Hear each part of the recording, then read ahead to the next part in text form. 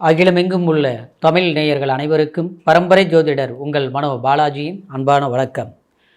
அனைவருக்கும் தமிழ் புத்தாண்டு நல்வாழ்த்துக்களுடன் புத்தாண்டு ராசி பலன் ரிஷப ராசி அன்பர்களுக்கு இந்த வருடத்தில் எந்த கிரகங்களினுடைய பெயர்ச்சிகளால் உங்களுடைய வாழ்க்கையில் எப்பேற்பட்ட ஒரு மாற்றமும் முன்னேற்றமும் தொழில் சார்ந்த விஷயங்கள் வாழ்க்கை குடும்ப சார்ந்த சில பிரச்சனைகள் இருந்து நாம் எந்த அளவுக்கு மீண்டு வந்து உங்களுடைய வாழ்க்கையை அற்புதமான ஒரு காலகட்டமாக அமையப்போகுது அப்படிங்கிறத பற்றி இந்த பதிவில் இப்போ நம்ம தெளிவாக பார்க்க போகிறோங்க. ஃபஸ்ட் டைம் பார்க்குறவங்களா இருந்தீங்கன்னா சப்ஸ்கிரைப் பண்ணி பெல் பட்டன் அழுத்தி ஆல் ஆப்ஷன் கொடுங்க. ரிஷபம் காலபுருஷ தத்துவத்தில் இரண்டாவதாக வரக்கூடிய சுக்கிர பகவானுடைய அதாவது சிரராசி. இது அதாவது பூமி தத்துவ ராசி. இன்னும் சொல்ல போனோம்னா எவ்வளவு ஒரு சுமைகளை வைத்தாலும் அதை சுமந்து காளை மாடு வண்டி மாடு மாதிரி இழுக்கக்கூடிய ஒரு பலம் கொண்ட ராசி. குடும்ப பொறுப்பு உங்ககிட்ட தான் இருக்குங்க. ரிஷபராசிக்காரர் மட்டும் ஒரு வீட்டில் பிறந்துட்டாங்கன்னு வச்சிங்களேன், அந்த குடும்பத்தை எப்படி நம்ம கொண்டுட்டு எந்த அளவுக்கு நம்ம மற்றவங்களுக்கு முன்னால் கௌரவமாக வாழணுமோ அந்த அளவுக்கு அந்த குடும்பத்தையும் சரிப்படுத்திடுவாங்க.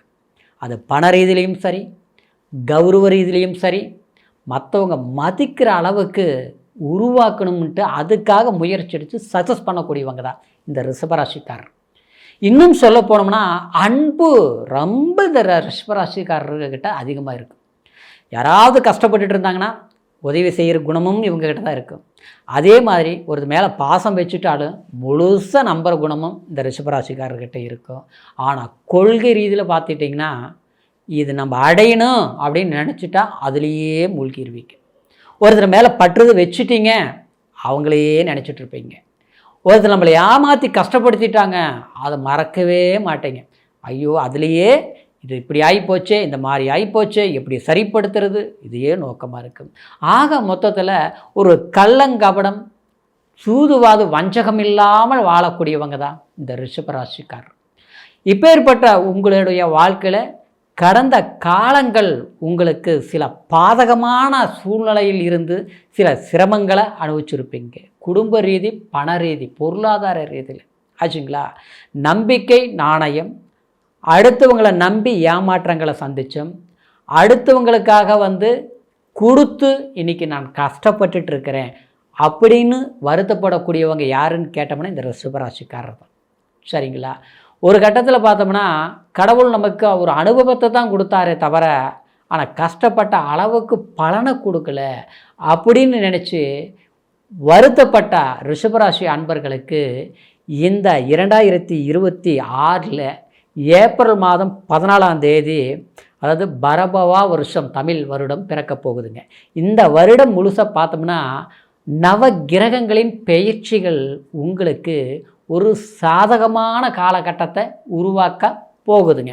காரணம் என்னென்னா சனி பகவான் லாபஸ்தானத்தில் சஞ்சாரம் பண்ண போகிறாருங்க. இந்த வருஷம் முழுசாக சனி பகவான் லாபஸ்தானம் 11ஆம் இடத்தில் இருக்கும்போது அது குரு பகவானுடைய வீட்டில் இருக்கிற போது, ஏன்னா உங்களுக்கு இந்த சனி பகவான் கிட்டத்தட்ட அதாவது 10ஆம் அதிபதியும் இவர் தான், 11ஆம் அதிபதியும் இவர் தான். சரிங்களா. அப்போது பண்ணிக்கணும். அதாவது உங்களுடைய ராசிக்கு 9, 10 கூடியவன். சரிங்களா. அதாவது தர்ம கர்மாதிபதி யோகத்தை கொடுக்கக்கூடியவர். அப்போது இந்த ஸ்தானாதிபதி உங்களுக்கு லாபஸ்தானத்தில் 11ஆம் இடத்துக்கு சஞ்சாரம் பண்ணும்போது கண்டிப்பாக பெற்றவர்களாலேயும் மற்றவர்களாலேயும் ஆதாயத்தை அடைகிறது மட்டும் இல்லாமல் தொழில் ரீதியில் வியாபார வர்த்தகம் செய்யக்கூடியவங்களாக இருந்தாலும் சரி, ஒரு வெளிநாட்டில் நான் வேலை செஞ்சுட்டு இருக்கிறேங்க அப்படின்னாலும் சரி, ஆனால் எந்த இடத்தில் நீங்கள் வேலை செய்தாலும் எப்பேற்பட்ட வேலை செய்தாலும் அதனால் கடந்த காலத்தில் இருந்த பிரச்சனைகள் எல்லாமே சரிப்படுத்தி புதிய வளர்ச்சி அடையக்கூடிய ஒரு அற்புதமான யோகத்தை இந்த சனி பகவான் கண்டிப்பாக இவங்களுக்கு ஏற்படுத்தி கொடுப்பாருங்க. அதே சமயம் உங்களுக்கு 2ஆம் இடத்துல குரு இருந்ததுனால உங்களுக்கு குரு யோகத்தை கொடுத்துருந்தாலும் அது இந்த சமீப காலத்தில் பார்த்தோன்னா வக்ர நிலையில் இருந்ததுனால உங்களுக்கு வாக்கு உறுதிகள் சரியாக காப்பாற்றிருக்க முடியாது. குடும்ப ரீதியில் பார்த்துட்டோம்னா நாம் கரெக்டாக தான் பண்ணிகிட்ருப்போம், எல்லாமே சரியாக தான் போயிட்டு இருந்திருக்கோம். ஆனால் ஏதாவது ஒரு பிரச்சனை மற்றவங்களால் ஏற்பட்டு சில சங்கடங்களும் சலிப்புகளும் ஏதோ ஒரு சூழ்நிலையில் சில பிரிவுகளையும் வருத்தங்களையும் சந்திச்சிருப்பீங்க. ஆனால் இந்த நிலை மாறக்கூடிய வாய்ப்பு அற்புதமான ஒரு முன்னேற்றத்தை கொடுக்கக்கூடிய ஒரு சந்தர்ப்பம் உண்டாக போகுதுங்க. அடுத்தது பார்த்தோம்னா உங்களுடைய ராசிக்கு 4ஆம் இடத்தில் ஆச்சுங்களா, 4ஆம் பாவகத்தில் கேது சஞ்சாரம் பண்ணிகிட்டு இருக்குதுங்க. அப்போது நிம்மதி இல்லை. சிலர்லாம் பார்த்தோம்னா ரிஷபராசிக்காரரு சரியான தூக்கம் இல்லைங்க, ஏதோ ஒரு பிரச்சனை போனால் ஒரு பிரச்சனை வந்துகிட்டே இருக்குதுங்க, இதை பார்க்குறதா அதை பார்க்குறதா, ஏதோ ஆக மொத்தத்தில் வண்டி வாகனம் வச்சுருந்தா கூட அடிக்கடி ஏதோ ஒரு ஃபால்ட் ஆகுதுங்க. ஆக மொத்தத்தில் இன்றைக்கி 10 ரூபா சம்பாரிச்சோங்க, ஆனால் எல்லாமே விரயமாகி போச்சு, நஷ்டமாகி போச்சு. புது முயற்சிகள் ஏதாவது ஒன்று எடுக்கலாம்னாலும் சரியாக அமைய மாட்டேங்குது. வேலையே பார்த்தாலும் முதல்லலாம் நல்லா இருந்தது, ஆனால் இப்போ பார்த்தோம்னா வேலையில் ஏதாவது ஒரு இடைஞ்சல் வந்துட்டு இருக்குதுங்க. சில கட்டத்திலலாம் பார்த்தோம்னா இந்த வேலையே வேண்டாம் தூக்கி எறிஞ்சிட்டு போயிடலாமாங்கிற அளவுக்கெல்லாம் இருக்குது. அப்படிங்கிற ஒரு சூழ்நிலைகள் உண்டாகிருக்கும். ஆனால் இதுலேயும் பார்த்தோம்னா உங்களுடைய ராசிக்கு 10ஆம் இடத்துல ராகு சஞ்சாரம் பண்ணக்கூடிய இந்த காலகட்டத்தில் இந்த டிசம்பர் மாதம் பார்த்துட்டோம்னா ராகு பாக்கியஸ்தானத்துக்கு போகுது. குரு 3ஆம் இடத்திற்கு உபஜயஸ்தானம் முயற்சி ஸ்தானத்துக்கு உச்சநிலை அடையுது. அப்போது நம்மளுடைய முயற்சிகள் கைகூடும். அதாவது தகப்பன் வழி சம்மந்தப்பட்ட உறவு ரீதியில் பூர்வீக சொத்து இருக்குது, ஒரு வில்லங்கம் ஆகிட்டுருச்சு, பிரச்சனைகள் போயிட்டுருக்குது.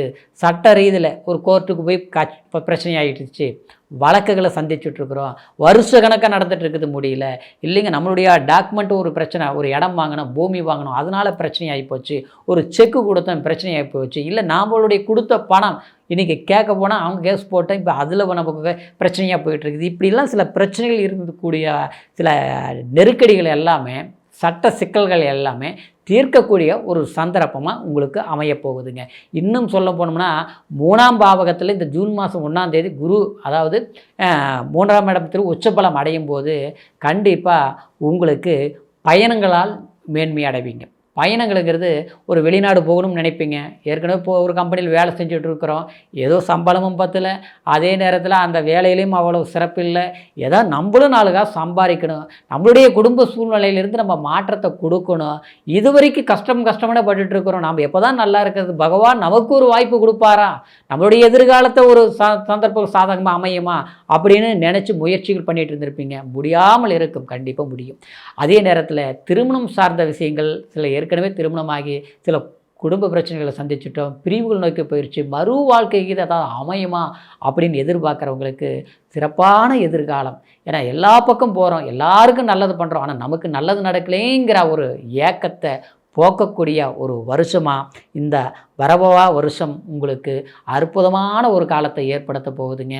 இந்த வருடம் முழுசாகவே உங்களுடைய வாழ்க்கையில் சந்தோஷம், செழிப்பு, மன மகிழ்ச்சி கொடுக்கக்கூடிய ஒரு காலமாக இருக்க போகுதுங்க.